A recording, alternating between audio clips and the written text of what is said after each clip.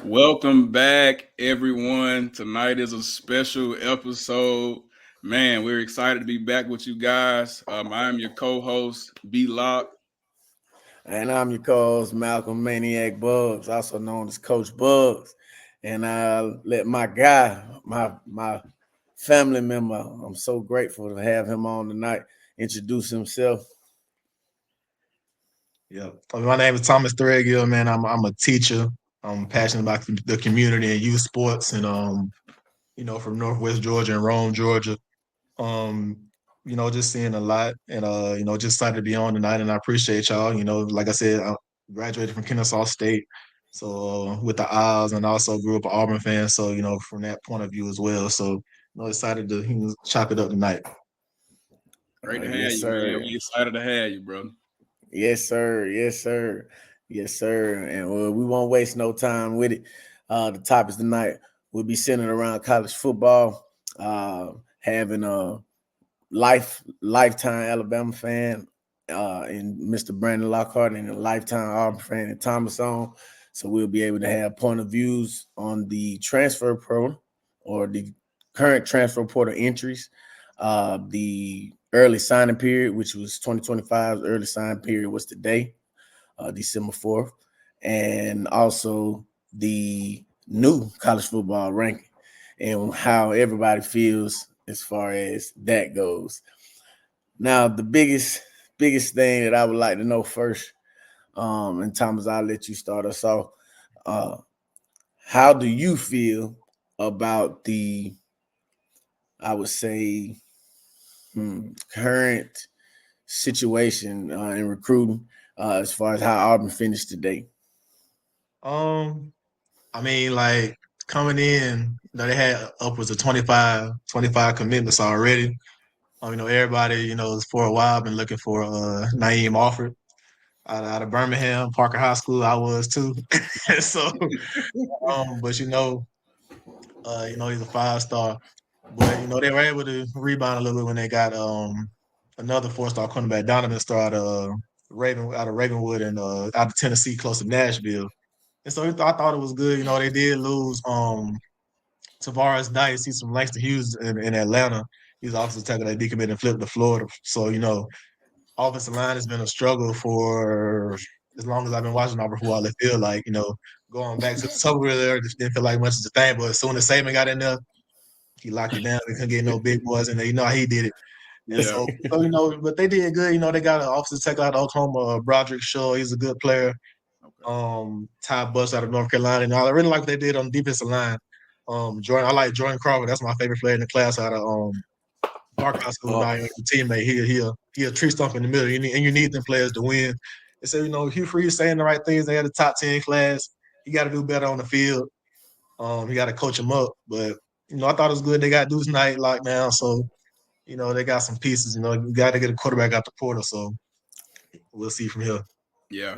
yeah, man. And you made a lot of great points there. Everybody was expecting Naheem Offord to flip. He ended up going. He did flip, but he ended up going to Oregon. Um, Also, people were also expecting Donovan Starr to flip to Alabama. So for Auburn to get him, that was definitely big as well. And then speaking on another thing that I want to touch on real quick, Jordan Mm-hmm. Crawford. I think he's one of the most pivotal pieces, even though they have Antonio Coleman and also one of my League Archer. Yeah. yes, correct. One of my hometown Yeah, members, no, Malik Archer people forget committed. about him because people forget about he's been committed for so long, but like, yeah, just want to Yeah, shout him out too. yeah, Like he yeah. held it down for real. Yeah. Yes, sir. Yes, sir. But having them in the class as well, I think Jordan Crawford is really one of those guys who, will appear to maybe have I would say, early impact on just because of his size and his stature. Hmm. And then I think his strikeability is something that's very underrated just for me being able to scout him from afar. Yeah, and I want to ask you a question. Being a former DB, Anquan Fegans and Eric Winters, what do you think about them two?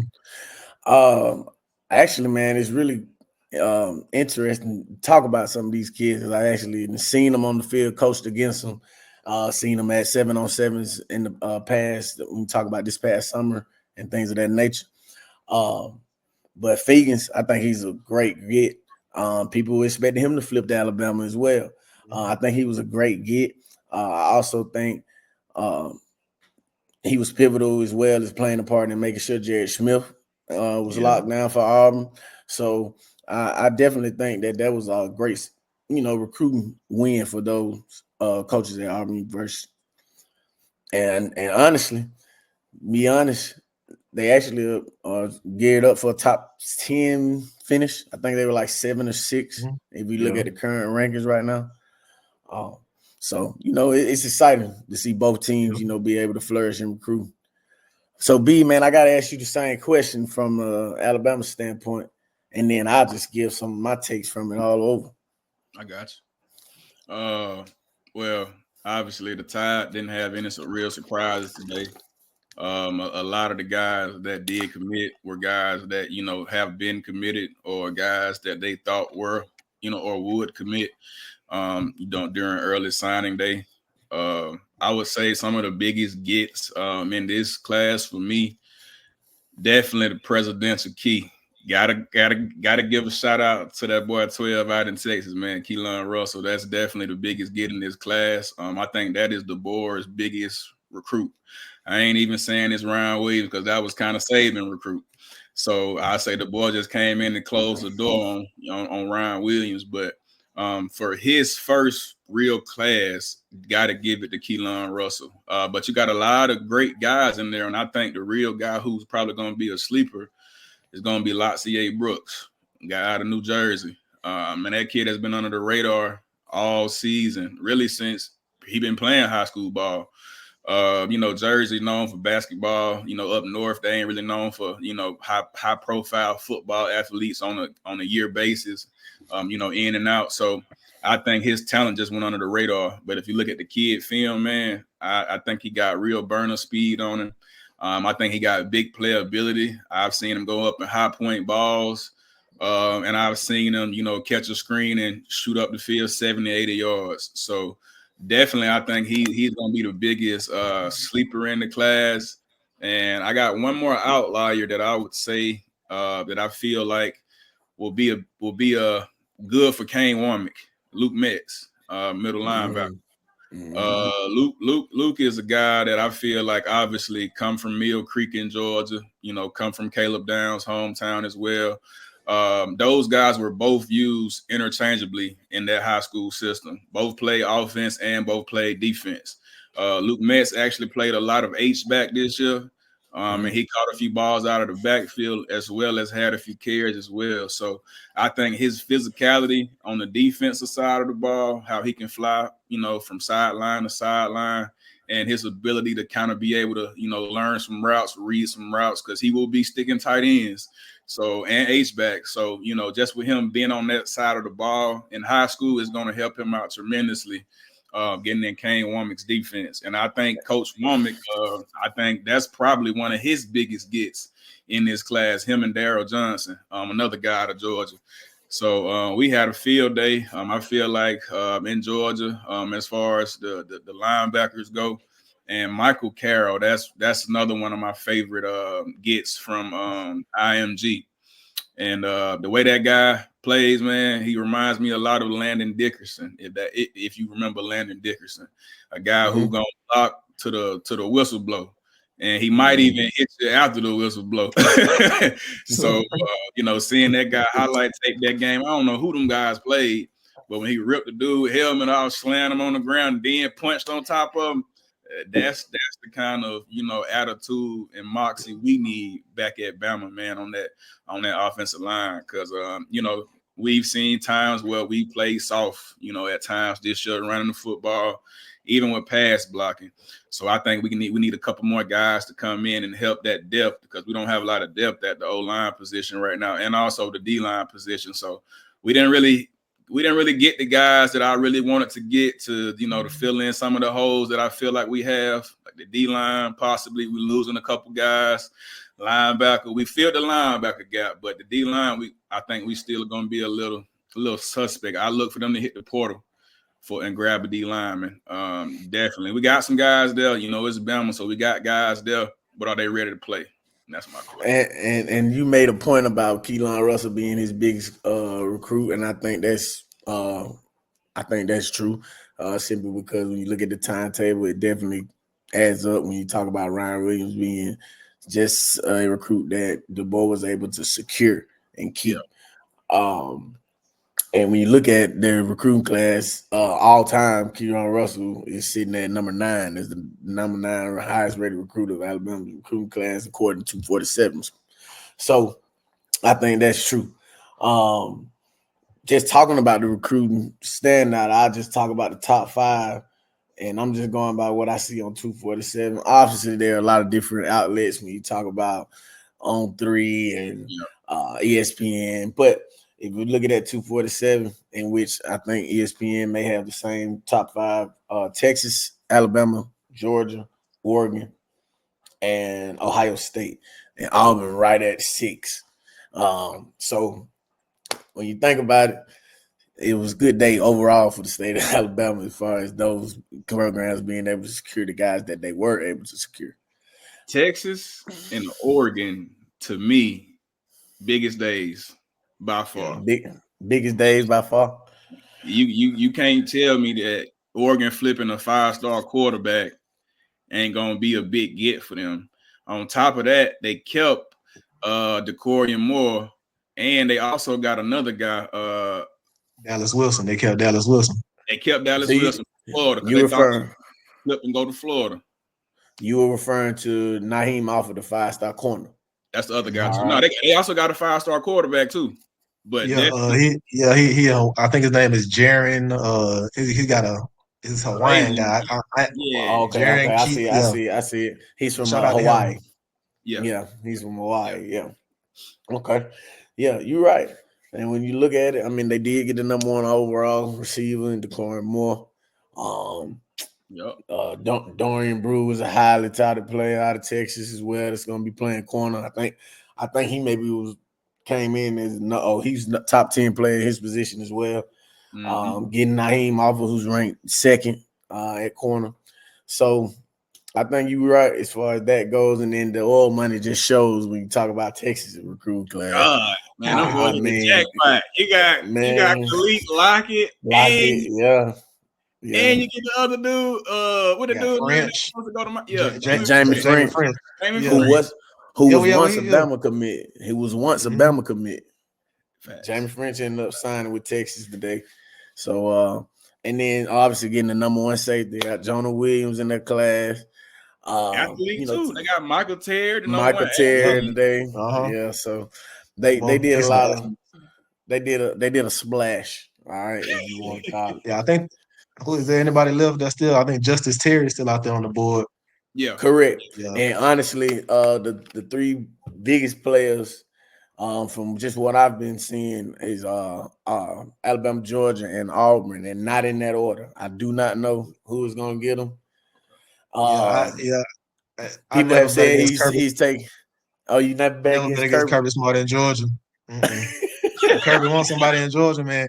But I mean, you never know. Like, it's an NIL era, but it's hard to bet against them. I say it's Georgia, so it's not.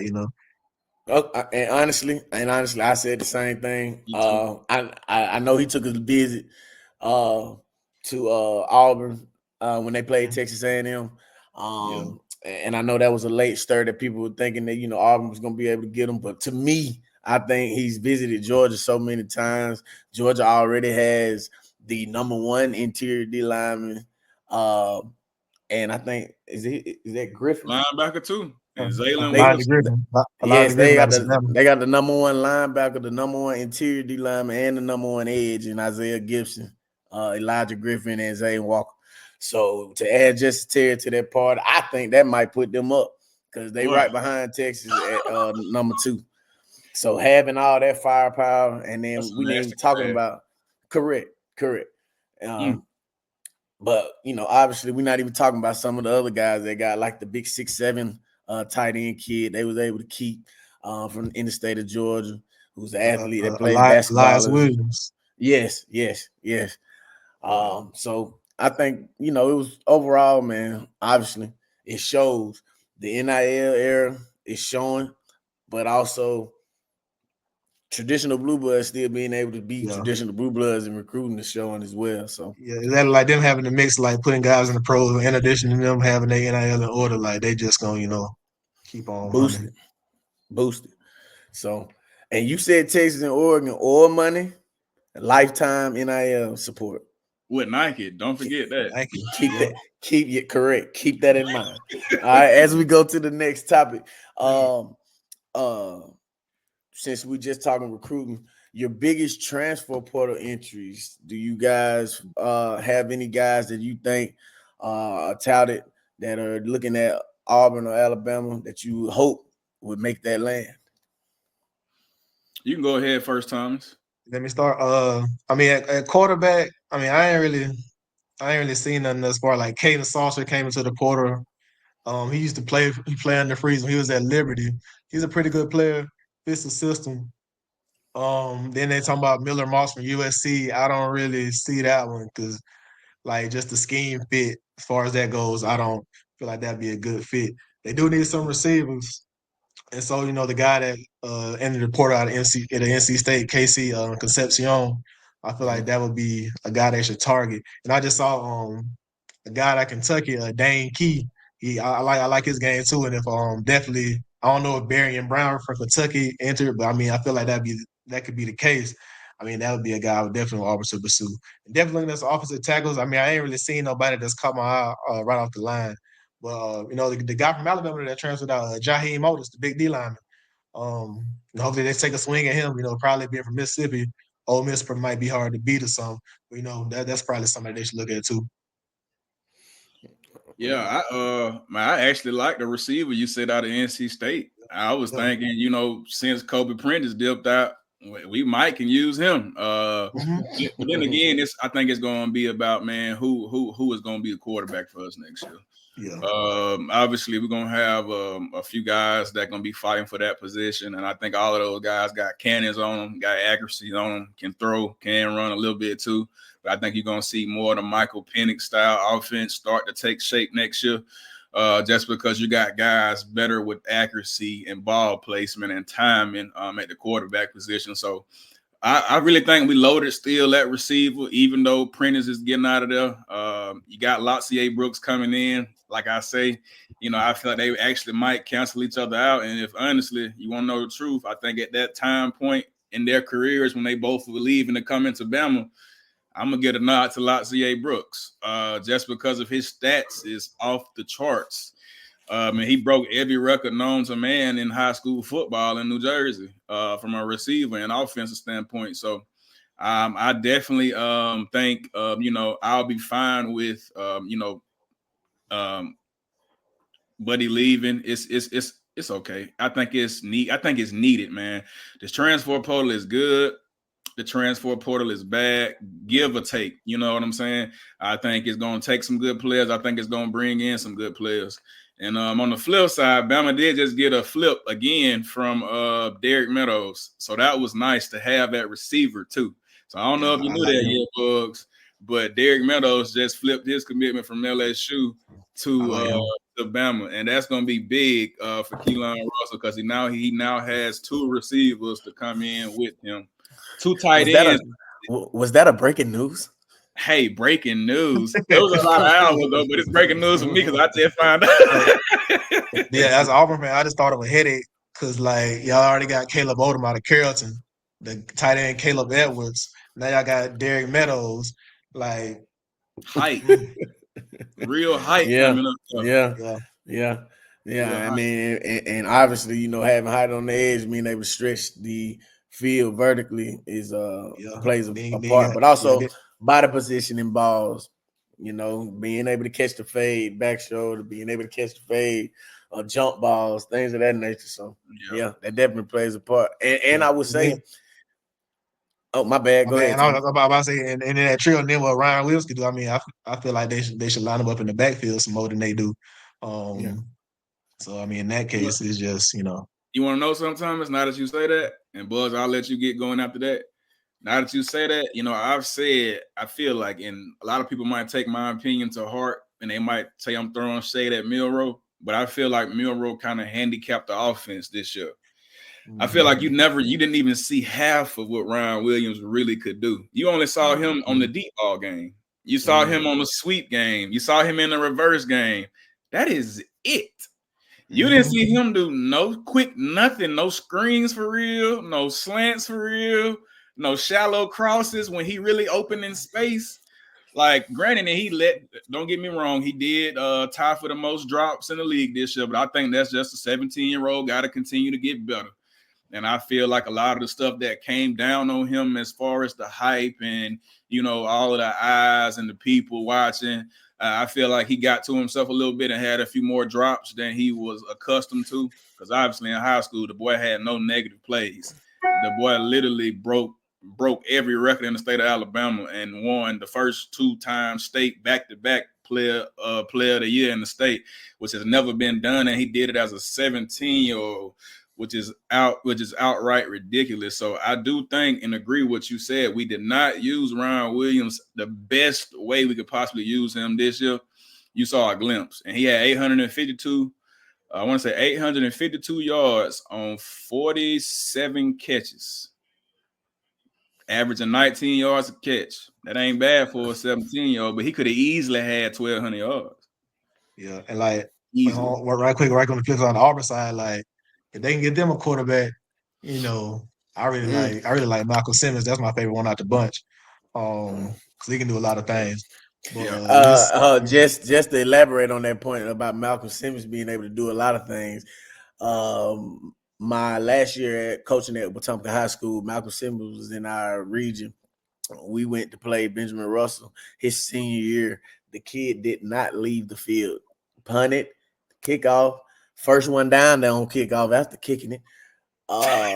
Kick returner, punt returner, receiver, and starting safety. The kid did not leave the field. So being able to do a lot of things is definitely in his repertoire because he's just a fluid athlete. Played basketball and was an outstanding guy in track as well. Okay. But keep going. And then what's crazy, you say Malcolm Simmons, but most of the people, would flock to Cam Coleman being the star, get in that class when the receivers, we talk about him, Perry Thompson, and Malcolm Simmons. What happened to Perry Thompson? Bryce Kane. What happened to Perry Thompson? Perry this year. What happened? He didn't really get on the field that much. I think him enrolling in the summer, like, really put him behind in the playbook. Gotcha. Like when he was out there against New Mexico State, like, he looked good out there running the routes. But as far as, like, he got in some SEC games slightly. But I think this spring gonna be good for him to really see what he's gonna do playing his sophomore year. And honestly, too, you got to think too. Strategically, some schools get guys and only use them for 4 games so they can still maintain their red shirt and really still be able to maintain that 5 years of eligibility. Watching his senior highlights from Foley, I don't know what all he did, but they just tried to get the ball in his hands, like they throw him screens. So he didn't really. I don't know if he got as sharp on his routes as he could. I feel like he's gonna be working this summer to really get that intact.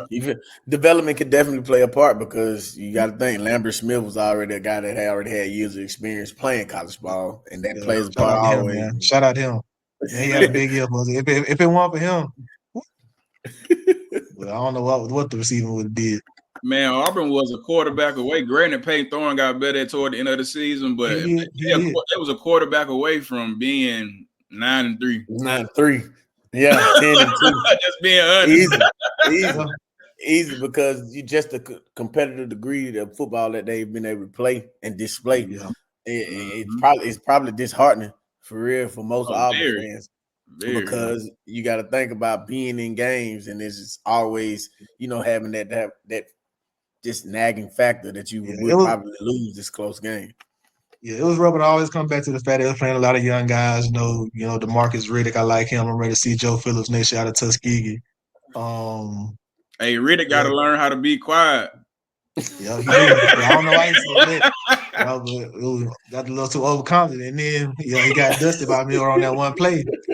And so you got to eat that. It's gonna make him better. It's gonna make him better. It's confidence. I like the confidence though. I love the confidence though. I see it. Yeah, I mean, you gotta have that attitude. I mean, I wouldn't have said it like that, but you gotta think that. Yeah, you gotta have that attitude. Obviously, being a competitive, if you plan to, have a great game, but also show that mentality, but also speaking into existence. And given my outlook, I saw Marcus Riddick his senior year. I was able to tell when we played him in the Jamboree. Obviously, being a 5-star, 4-star kid at a school that couldn't put it together as far as setting the program. All 3 of his or 4 of his years there, I think the most they ever made was 4 wins. But neither here nor there, he played both sides of the ball, and he was very rangy. And obviously, that's how Auburn used him. They used him as a guy that could be aspiring on quarterbacks, coming off the edge, plugging blitzes, and then also being the off-ball back as far as not always being the guy that's down in the box, sometimes having him flank. And he knew he was going to play. And he knew he was going to play when he went to Auburn. Otherwise, he would have wanted to Tuscaloosa. I ain't gonna doubt him though. And honestly, that's what it's called. Though it's called recruit. Because everybody, the Tuscaloosa is also the brand. Obviously, the brand holds weight. But with the NIL and transfer portal, the parity level is so much more heightened. It's increased when you talk about the constant pair. Think about it, man. It was consistency when it comes to upsets all the way throughout the year, as far as teams being upset at the beginning to the end. So the parity shows the ability to get players. I think is a year-round thing, and it's honestly showing that these guys are actually worth what they pay because they work year-round. They have to work year-round as far as being a head coach, coordinator, because recruiting is year-round from the transfer portal, early signing period from high school, and then being able to recruit your own team from not jumping in the portal. So, with that being said, speaking on the brand, go ahead, B. I was just gonna say, and to piggyback off of your point, you mentioned that the parity is real again. Just look at the playoff rankings. That tell you all you need to know. Look at the top 15. Is that exactly where I was going with it? You got teams in there who we never thought would be in there right now, like Indiana, your SMUs, your Boise States, your Iowa States, your Arizona States. Like, you got so many teams inside the top 15 who got a chance to even compete for a championship who never had an opportunity in previous years due to them just expanding to a 12-team playoff. But yeah. Now I'm glad you said that because you just brought us to the next topic, which is exactly where I was going with it. If you say the top 15, that's very pivotal because when you talk about the 12-team playoff, there are 3 teams that are actually in consideration that feel like they should be in as well and have a valid case. So I'll go over the top 15 real quickly. Oregon, Texas, Penn State, Notre Dame, Georgia, Ohio State, Tennessee, SMU, Indiana, Boise State. Those are the top 10 teams. All right, 11 through 15. Alabama, Miami, Ole Miss, South Carolina, Arizona State. All right. So I say the top 15 teams, but that is not identical to what the projection looks like when you talk about the CFP. The projection says number 1, 2, and 3, 4 seed will be the Oregon Ducks, which will be a Big Ten champion projected. Texas Longhorns, who they predicting to beat Georgia in a revenge match on Saturday. The SMU Mustangs, who I'm guessing they're projecting to win the ACC championship on Saturday against Clemson. And the number 4 seed says the Boise State Broncos, who is projected to win their conference championship game against, I think, is it BYU? UNLV. Oh, UNLV. Okay, UNLV. That's a rematch. That's gonna be one that I don't think a lot of people paying attention to. But they barely beat them in the regular season by 5 points. That's gonna be tough. What's dangerous about that is, and me speaking from experience, having a revenge tour or being a part of one back in high school, it's very hard to beat a team twice, especially a good quality team, but also a team who was already somewhat matched with you during the season. It's very hard to beat that team twice. That's why I say the Georgia Texas game is going to be a good one for me, except for me, honestly.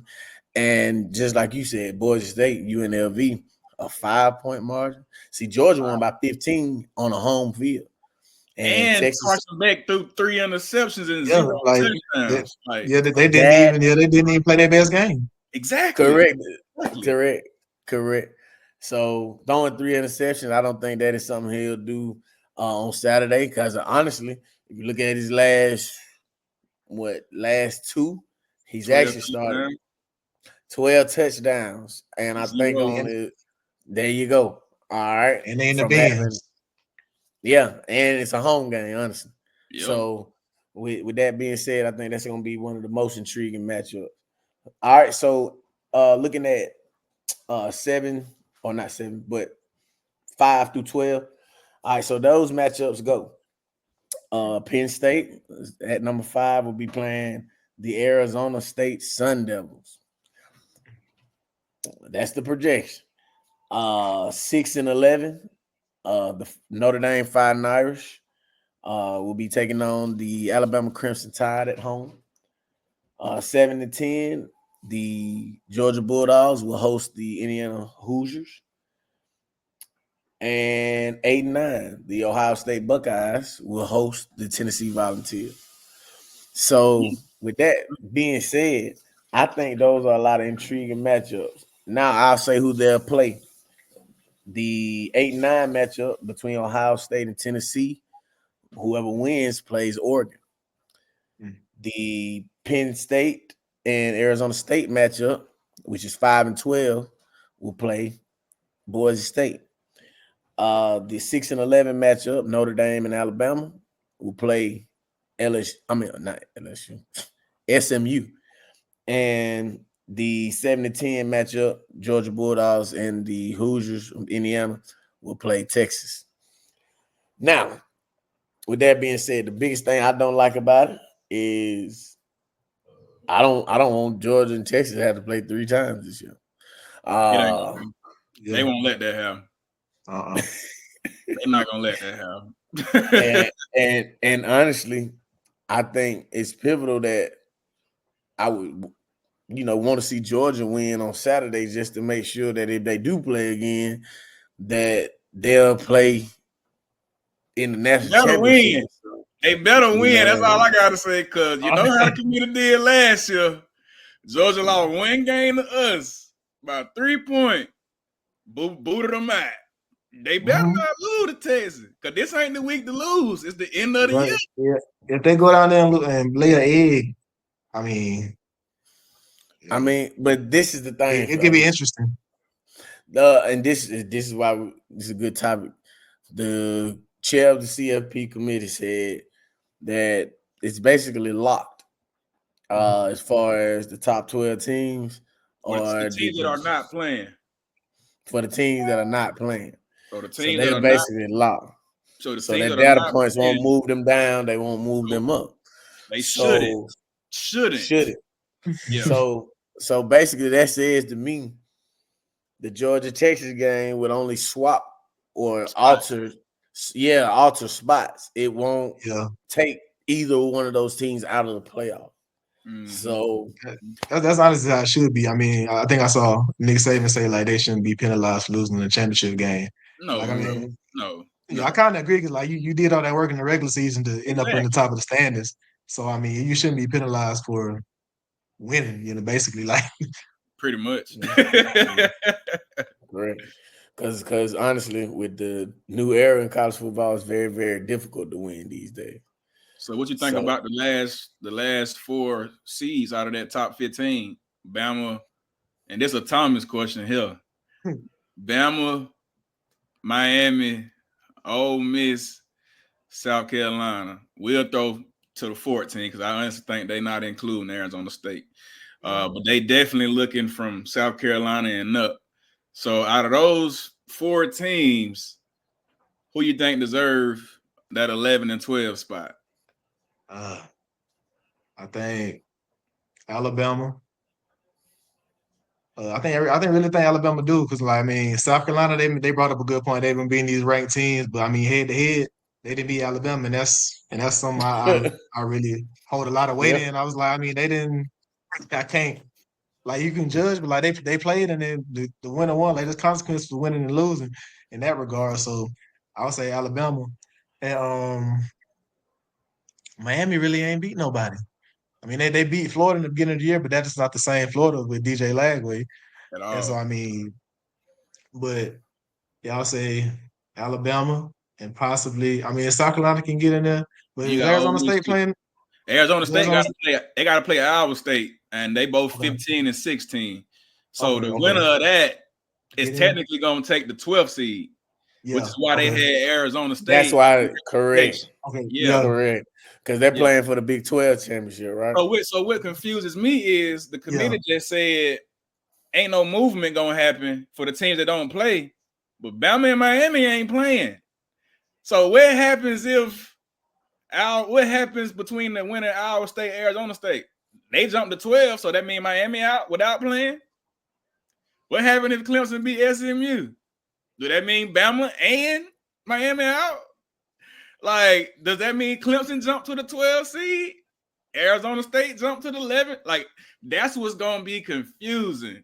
And I feel like this going to be the only year it's going to be just like this. I promise you, any other year from here on out, they're going to make some alterations. Yep. Because I promise you that it's going to be some PO fans when Alabama get in and Clemson say Clemson beat SMU. Oh, Dabo going to go crazy if they don't get in. And it's Bama too versus Clemson. Oh boy, that'll be popcorn in the movie right now. that press conference was must see right there. Facts. So it's interesting, dog. I'm interested to see how the weekend play out, really, and ready to see what the next ranking gonna be. Cause man, them that like Buzz just said, that committee chair just got on TV, live television, and told people that we will not have movement with the teams that are not playing this weekend. You can't say that. We had never had a committee chair come out and say no bold take like that. All the years we done had the playoffs. Ain't nobody ever gave up that kind of information. So I think for him to physically say that, he can't recant his statement. So that's why I feel like it's going to be a team that's going to win a championship and they're going to get left out. I just hope it ain't Clemson. Man, all over again. for me, I think Thomas made valid points about South Carolina with their take. I think Lane Kiffin he has one of the biggest arguments, but yeah, I mean they all got valid cases. I feel like because South Carolina, their case to me is they're one of the hottest teams in college football the last 6 weeks. Mm-hmm. And with Ole Miss, they can say that they beat Georgia, and they also can say that they have some quality on the road wins as far as being able to secure their state. They did take a bum loss to LSU early in the year. They lost to Kentucky. They lost to Kentucky, and they lost to Florida. And their whole thing is that their comparable losses to Kentucky and Florida are comparable to Bama's losses to Vanderbilt and Oklahoma. So that's his biggest argument. And there's also the fact that his brand isn't as global as Alabama, in which that's just the truth. Money talks. And I think the committee felt, I would say, convicted because of not letting Alabama in when it was just 4 teams 2 years ago, or 2 or 3 years ago, and having that dumper of a national championship game with TCU in when Bama was favored by 13 over them before even making their college football playoff selection Sunday. So I think it's crazy. I think you definitely, like BJ say, you're going to see some changes in the future. Any changes y'all think you need to see? Besides the one of them coming out saying that there won't be no penalizations for those teams that playing in the championship Sunday. Man, take all that top 4 get buys out of the situation. And or never mind. I say you can get a top 4 buys, but you need to leave the conference champion out of the equation. Because we got so many conferences. It's more than 4 conferences.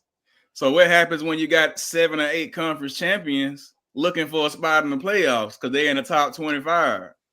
Like, I feel like that's muddy water, man. I feel like you literally gonna have to say top 4 get a bye, Power 4 conference champions, they get that spot. The next conference champions get 5 through 7 or 5 through 8, and then just fill in the rest with whoever there. They can't do it like they doing it, and because a conference champion can be ranked 20 with 4 losses, but if they win, they get in the playoffs. That don't really make them a top 12 team. They just had a better game than the team they played that day. So I think it's a lot, man. It's a lot of changes that's gonna have to be made. But it don't matter what they do with the playoffs. It's gonna be an argument every year. That's why it's the playoffs. Correct. Because you're only putting so many teams in the first place. So it's always gonna be an argument every year. I mean, shoot, the only fluent argument and system that works for me as far as playoff in college is the tournament with NCAA, one and done. And that's 68 different teams with opportunity, and all the way down to D1 though. If you all the way through D1, like mid-major and all, if you win your conference, you get a spot. You get a spot in the tournament.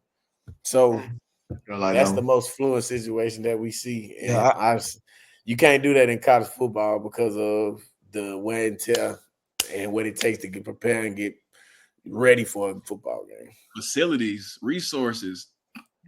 Like you bring a HBCU up to play Ohio State, Alabama, Georgia, man, they'll get killed. And it ain't because the talent ain't the same. It's because the meat in the trenches is different and the resources is different. Because believe it or not, HBCUs produce great NFL talent, but it's at speed positions, receiver, DBs, safeties, running backs. It ain't in quarterbacks, but it is never really in them trenches. So I just feel like them guys can't hang with the big boys when it comes to trenches and smash mouth football, resources, weightlifting, all that good stuff. Correct. Well, fellas, I think that was a great episode, man. And honestly, man, I appreciate y'all for jumping on and giving me your input and takes. Thomas, we'll definitely have to do this again and get you on. For sure. I enjoyed it. Basketball season starting. Auburn got a big game tonight against Duke. If you tune in to that. And want to know something too, Thomas? I got a special episode for you, boys. You're gonna love them. When we talk recruit, high school football recruit, we want to hear who got the best state in producing talent, Thomas. Okay, yeah. We want to hear where you rank them Georgia. We want to hear where you rank the state of Georgia. Correct. We previewing topics to come, man. So once again, it was a great episode of BAM Media. We would like for you all to like, share, and subscribe, and we'll see you all later. Peace. Appreciate y'all. Oh yeah.